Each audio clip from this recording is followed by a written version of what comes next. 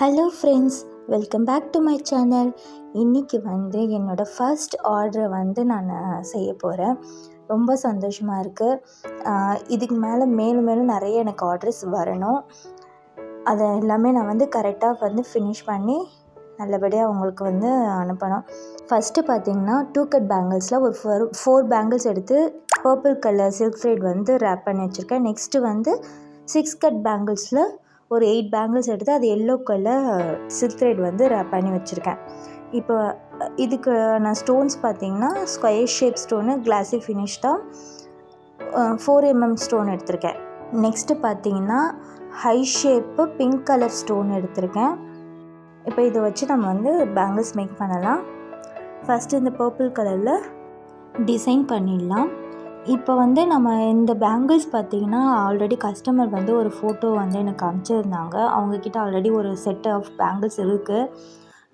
அதுக்கு மேட்ச் பண்ணுற மாதிரி தான் என்கிட்ட கேட்டிருந்தாங்க. அதனால் அவங்க கேட்ட மாதிரி தான் நான் கஸ்டமைஸ் பண்ணிட்டுருக்கேன். இப்போ ஒரு ஸ்கொயர் ஷேப் ஸ்டோனை நல்லா க்ராஸாக ஒட்டிட்டு அது கீழே பிங்க் கலர் ஃப்ளவர் ஷேப்பில் நம்ம ஹை ஷேப் ஸ்டோனையும் ஒட்டிடலாம். இந்த மாதிரி ஒட்டிட்டு கையில் கூட நம்ம அட்ஜஸ்ட் பண்ணி எடுத்துக்கலாம். நெக்ஸ்ட்டு ஒரு ஸ்கொயர் ஷேப் ஸ்டோனு, அகைன் ஒரு ஃப்ளவர் ஷேப் ஸ்டோன்ஸ் ஒட்டிக்கலாம்.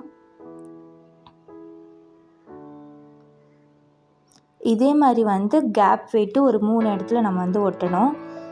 ஒட்டிட்டோன்னா பர்பிள் கலரில் இருக்க அந்த டிசைன்ஸ் ஃபினிஷ் ஆகிடும்.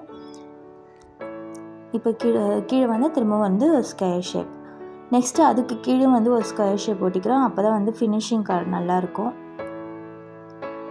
இது மாதிரி ஒட்டி எடுத்துக்கிறேன். இதே மாதிரி ஷேப்பில் இந்த 3 இடத்துல இது பண்ணிக்கணும். நம்ம அளவுக்காக பார்த்திங்கன்னா அந்த மிடில் வச்சுருக்க அந்த ஸ்கொயர் ஷேப்பை அளந்து நான் ஒட்டி எடுத்து வச்சுருக்கேன். அதுக்கேற்ற மாதிரி நம்ம மற்ற ஸ்டோன்ஸே ஒட்டிக்கலாம்.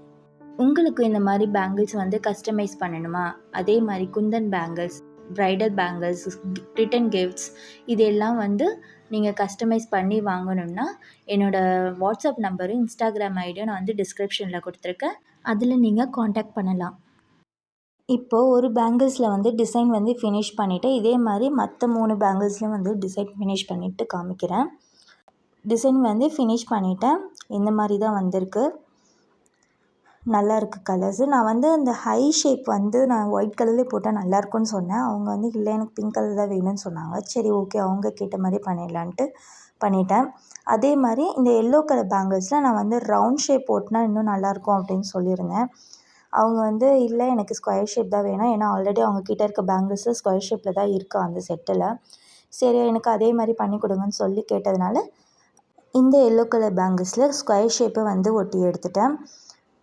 இப்போ இது ஃபினிஷ் பண்ணிவிட்டு மொத்தமாக நான் காமிக்கிறேன்.